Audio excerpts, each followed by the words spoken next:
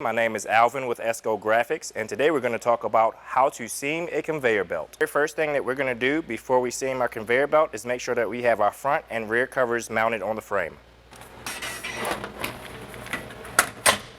The second step is going to be you're going to lay your conveyor belt on the table, making sure that the smooth side is going to be traveling in the direction that the traverse pulls the belt. The easiest way to tell which side is the smooth side, which is the friction side, is you place your hand under the belt, pull the belt in the direction that the traverse will travel, and you'll feel that smooth transition. If you push it backwards, you should feel a rough, grainy sort of texture on the belt. Step 3 is we're going to feed the belt over the rollers on the outside of the table, and once we come underneath, we're going to feed it above the rollers. Once we get to this last roller here, we're going to come on the bottom side and feed it back around the top. So the first one, we're going to go underneath the roller.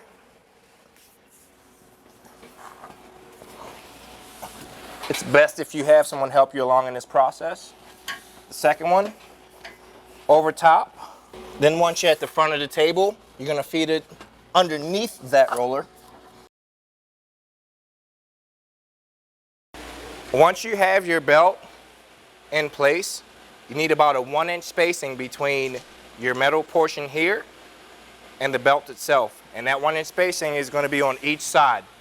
And this measurement is crucial to ensure that you do not have the belt tracking in one direction or the other as your conveyor is fed for your sheets. Basically what we're doing is we're going to ensure that we have about 1/8 of an inch of a gap in between each two seams.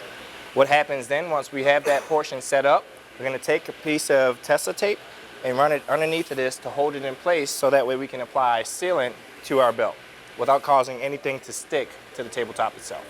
As an added precaution, you may want to take your Tessa tape and run it along the side of your conveyor belt to ensure that the belt does not slip during the process. Of course, we're going to have the vacuum turned on to hold the belt in place so that way we can go through all the procedures. Place it over the center of the seam evenly. Now we're going to take the front side, flip it up, lay it down on the Tessa tape, and smooth it out. Then we're going to take the back side and do the same thing. Smooth it out. Friendship. I love your dog. Next, we're going to take painter's tape and run it along the width of the conveyor belt before we apply our sealant. A little bit of gap. 1/8 inch works. Next, what we're going to do is apply our sealant to the seam. It is a DP110 Scotch weld. It is a 2-part epoxy. We're going to use a razor blade to smooth it out as we go along our seam. Now at this point we've applied our adhesive and now we're going to let it cure. Typically it's about a 6-hour cure time. So the best course of action is to have this be the last thing you do at the end of the day so that way you don't halt production and it cures overnight. And the first thing you do in the morning is go over it with a planer and ensure that it is a smooth and level transition between the seams. So here we are today. Last night we let the glue dry. Everything seems to have come out okay. So the next step in the process is going to be we're going to cut the tape, remove the tape, and begin planing the seam. Now that we remove the tape, we're going to start the planing process. It's always a good idea to have your vacuum on, so that way when you're planing the belt seam, it pulls the bed down and makes it one flat, even surface.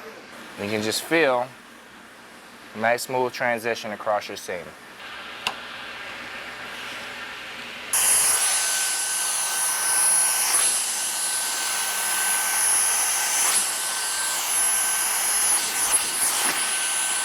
I highly recommend the use of a Dyson Scotch vac for cleaning off your conveyor belt.